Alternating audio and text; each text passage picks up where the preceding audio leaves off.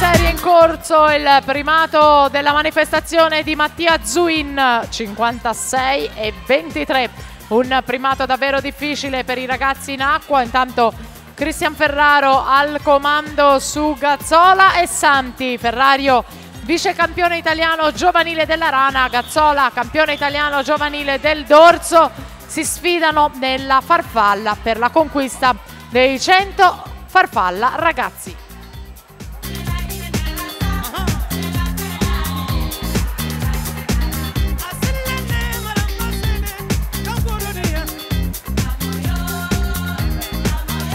E siamo all'epilogo con Cristian Ferraro 57,09.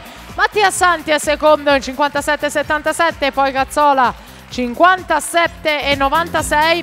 Non è primato, ma è un gran bel crono per la sua vittoria Cristian Ferraro. Veneto Banca Montebelluna.